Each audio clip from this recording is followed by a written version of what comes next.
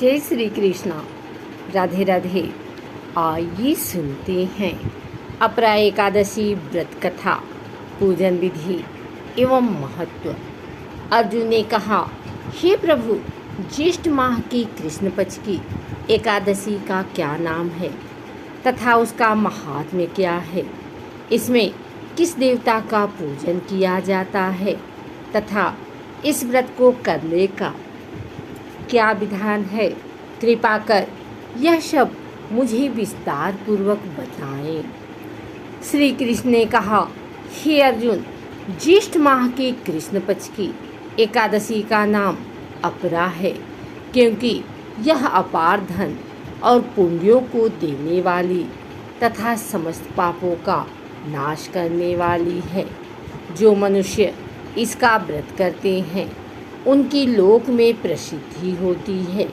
अपरा एकादशी के व्रत के प्रभाव से रक्त बहाव, प्रेत योनि, दूसरे की निंदा आदि से उत्पन्न पापों का नाश हो जाता है।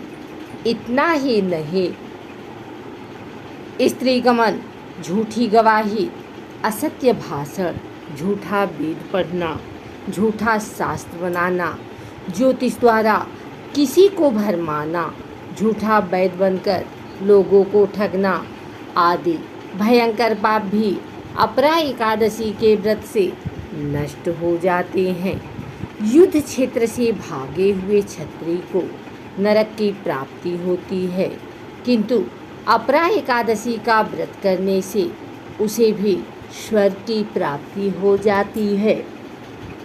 गुरु से विद्या अर्जित करने के उपरांत जो शिष्य गुरु की निंदा करते हैं वे अवश्य ही नरक में जाते हैं।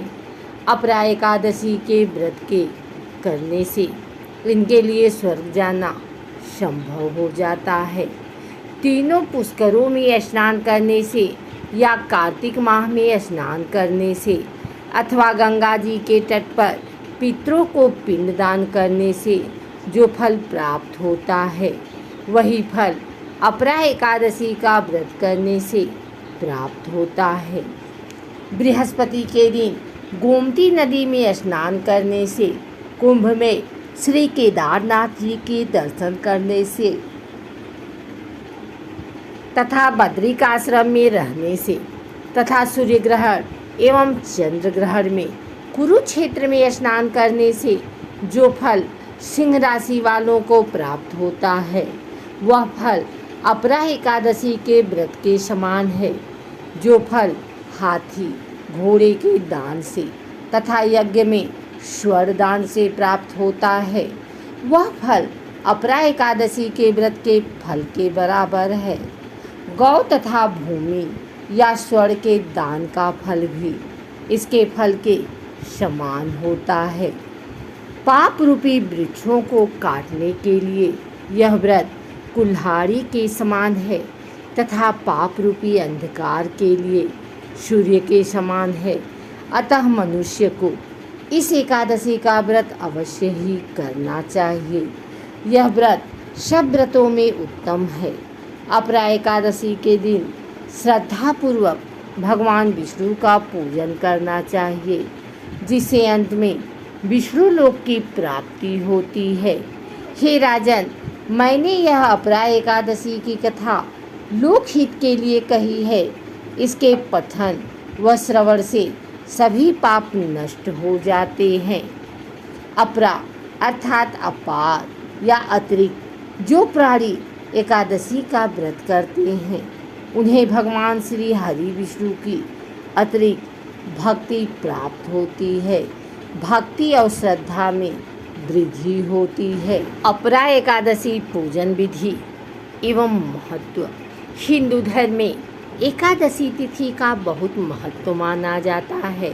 पंचांग के अनुसार साल में कुल 24 एकादशी तिथि पड़ती है। इन्हीं में से एक है अपरा एकादशी, जो ज्येष्ठ माह के कृष्ण पक्ष में आती है।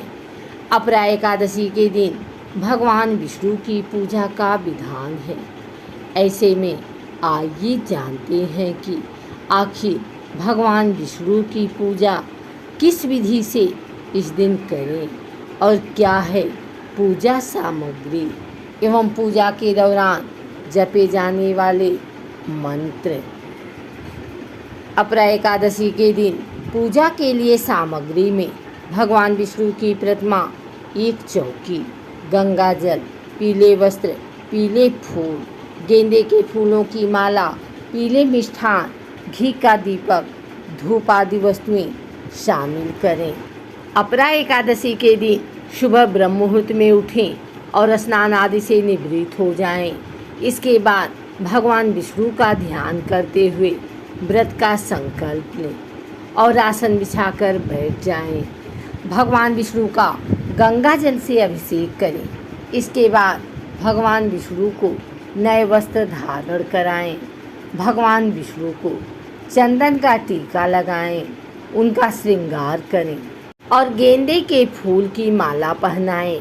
भगवान विष्णु को भोग लगाएं और घी का दीपक जलाएं। इसके बाद मंत्रों का जाप करें और आखिर में आरती गाएं।